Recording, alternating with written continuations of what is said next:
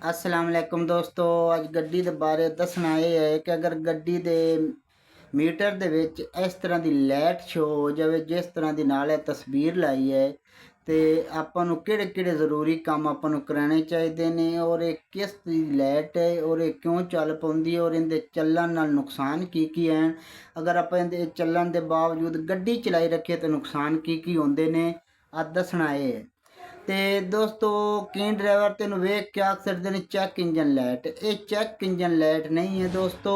ਅੱਜ ਦੀ ਕਿਹੜੀ ਇਹ ਵੀਡੀਓ ਹੈ ਨਵੇਂ ਡਰਾਈਵਰਾਂ ਵਾਸਤੇ ਬੜੀ ਫਾਇਦੇਮੰਦ ਹੈ ਤੇ ਕਿਹੜੇ ਡਰਾਈਵਰਾਂ ਨੂੰ ਨਹੀਂ ਪਤਾ ਉਹਨਾਂ ਵਾਸਤੇ ਵੀ ਬੜੀ ਫਾਇਦੇਮੰਦ ਹੈ।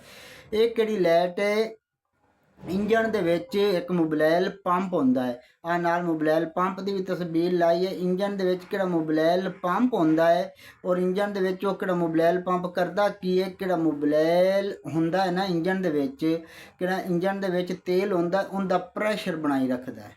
ਇਹ ਕਿਹੜਾ ਮੋਬਿਲਾਈਲ ਪੰਪ ਹੁੰਦਾ ਹੈ ਇੰਜਣ ਦੇ ਵਿੱਚ, ਕਿਹੜਾ ਮੋਬਿਲਾਈਲ ਹੁੰਦਾ ਉਹਦਾ ਪ੍ਰੈਸ਼ਰ ਬਣਾ ਕੇ ਰੱਖਦਾ ਹੈ।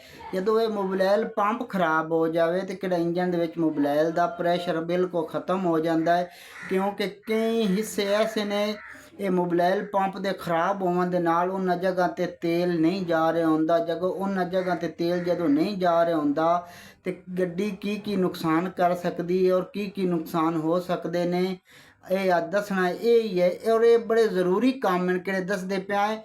ਅਗਰ ਇਹ ਲਾਈਟ ਚੱਲ ਪਵੇ ਤਾਂ ਗੱਡੀ ਨਹੀਂ ਚਲਾਉਣੀ ਚਾਹੀਦੀ, ਕਿਉਂਕਿ ਇਹ ਲਾਈਟ ਚੱਲਣ ਦੇ ਨਾਲ ਗੱਡੀ ਚਲਾਉਣੀ ਨਹੀਂ ਚਾਹੀਦੀ, ਕਿਉਂਕਿ ਤੁਸੀਂ ਜਿਤਨੀ ਜ਼ਿਆਦਾ ਗੱਡੀ ਚਲਾਈਸੋ ਆਪ ਦਾ ਆਪੇ ਨੁਕਸਾਨ ਕਰਸੋ। ਹੁਣ ਕੀ ਹੋ ਸੀ ਕਿ ਤੁਸੀਂ ਲਾਈਟ ਚੱਲ ਪਈ ਹੈ ਤੇ ਕਿਹੜੀ ਤੁਹਾਡੀ ਇੰਜਣ ਦੇ ਵਿੱਚ ਤੇਲ ਹੈ ਨਾ, ਉਹ ਕਿਹੜਾ ਤੇਲ ਦਾ ਪ੍ਰੈਸ਼ਰ ਉਹ ਡਾਊਨ ਹੋ ਗਿਆ ਹੈ। ਅਗਰ ਤੇਲ ਦਾ ਪ੍ਰੈਸ਼ਰ ਡਾਊਨ ਹੋਣ ਨਾਲ ਕਰੈਂਕ ਤਾਈਂ ਤੇਲ ਨਹੀਂ ਜਾ ਰਿਹਾ, ਤੁਹਾਡੇ ਕਿਹੜੇ ਸਿਲੰਡਰ ਹਨ ਉਹਨਾਂ ਤੇ ਤੇਲ ਨਹੀਂ ਜਾ ਰਿਹਾ ਔਰ ਕਰੈਂਕ ਵੀ ਖਰਾਬ ਹੋ ਸਕਦੀ ਹੈ। ਔਰ ਇਸ ਤੋਂ ਅੱਗੇ ਕਿ ਤੁਹਾਡੇ ਸਿਲੰਡਰ ਹਨ, ਸਿਲੰਡਰ ਤੇ ਪਿਸਟਨ ਕੀ ਹੋ ਸੀ, ਸਿਲੰਡਰ ਤੇ ਪਿਸਟਨ ਆਪ ਦੇ ਵਿੱਚ ਰਗੜੀਵਣ ਲੱਗ ਪੋਸਣ, ਉਹਨਾਂ ਤੇ ਤੇਲ ਨਹੀਂ ਜਾਣਾ। ਜਦੋਂ ਉਹਨਾਂ ਤੇ ਤੇਲ ਨਹੀਂ ਜਾਣਾ ਤੇ ਸਿਲੰਡਰ ਤੇ ਪਿਸਟਨ ਜਦੋਂ ਆਪ ਵਿੱਚ ਰਗੜੀ ਸਣ ਤੇ ਕਿਹੜਾ ਆਪਣਾ ਸਿਲੰਡਰ ਹੈ ਉਹ ਵੀ ਖਰਾਬ ਹੋ ਸੀ, ਨਾਲ ਪਿਸਟਨ ਵੀ ਖਰਾਬ ਹੋ ਸਣ, ਨਾਲ ਕਿ ਅਸੀਂ ਗੱਡੀ ਹੀਟ ਟੈਪ ਵੀ ਹੋ ਜਾਸੀ।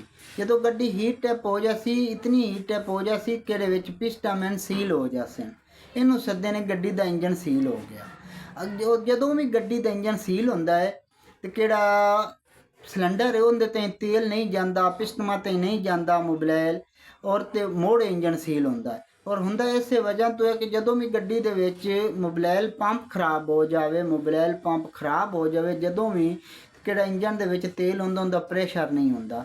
ਇੰਜਨ ਦੇ ਤੇਲ ਦਾ ਪ੍ਰੈਸ਼ਰ ਅਗਰ ਬਣਾ ਕੇ ਰੱਖਦਾ ਨਾ ਤੇ ਮੋਬਿਲਾਈਲ ਪੰਪ ਦੀ ਵਜ੍ਹਾ ਨਾਲ ਉਹ ਕਿਹੜਾ ਇੰਜਨ ਦੇ ਵਿੱਚ ਤੇਲ ਹੁੰਦਾ ਇਹਦਾ ਪ੍ਰੈਸ਼ਰ ਬਣਿਆ ਰਹਿੰਦਾ।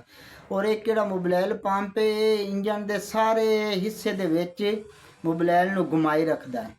ਜਦੋਂ ਇਹ ਖਰਾਬ ਹੋ ਜਾਵੇ ਤਾਂ ਮੁੜ ਕੀ ਹੁੰਦਾ ਕਿ ਮੁੜ ਕਿਹੜਾ ਤੁਹਾਡਾ ਮੋਬਿਲਾਈਲ ਹੈ ਇਹ ਇੰਜਨ ਦੇ ਕਿਸੇ ਹਿੱਸੇ 'ਚ ਵੀ ਨਹੀਂ ਜਾ ਰਿਹਾ ਹੁੰਦਾ ਤੇ ਇਹਦੇ ਨਾਲ ਖਰਾਬ ਹੋਣ ਦੇ ਨਾਲ ਹੋਰ ਵੀ ਕਈ ਨੁਕਸਾਨ ਹੋ ਸਕਦੇ ਨੇ। ਸਿਰਫ ਗੱਡੀ ਦਾ ਇੰਜਨ ਸੀਲ ਹੋ ਸਕਦਾ ਹੈ, ਇਹ ਵੀ ਇੱਕ ਲੰਮਾ ਚੌੜਾ ਨੁਕਸਾਨ ਹੈ। ਕਰੰਕ ਟੁੱਟ ਸਕਦੀ ਹੈ, ਵੀ ਲੰਮਾ ਚੌੜਾ ਨੁਕਸਾਨ ਹੈ। ਹੋਰ ਵੀ ਕਈ ਤਰ੍ਹਾਂ ਦੇ ਨੁਕਸਾਨ ਹੋ ਸਕਦੇ ਨੇ। ਜੇ ਅਗਰ ਇਸ ਤਰ੍ਹਾਂ ਦੀ ਲਾਈਟ ਦੋਸਤੋ ਚੱਲ ਪਵੇ ਤਾਂ ਗੱਡੀ ਨਹੀਂ ਚਲਾਉਣੀ ਚਾਹੀਦੀ, ਆਪਾਂ ਨੂੰ ਸਾਈਡ ਤੇ ਖੜੀ ਕਰ ਦੇਣੀ ਚਾਹੀਦੀ ਔਰ ਕਿਸੇ ਮਿਸਤਰੀ ਨੂੰ ਬੁਲਾ ਕੇ ਜਾਂ ਕਿਸੇ ਮਿਸਤਰੀ ਕੋਲ ਲਿਜਾ ਕੇ ਕਿਸੇ ਤਰੀਕੇ ਨਾਲ ਵੀ ਆਪਾਂ ਨੂੰ ਲਾਜ਼ਮੀ ਹੈ ਕਿ ਗੱਡੀ ਚੈੱਕ ਕਰਾਵੀਏ। ਓਕੇ, ਅੱਲਾ ਹਾਫਿਜ਼।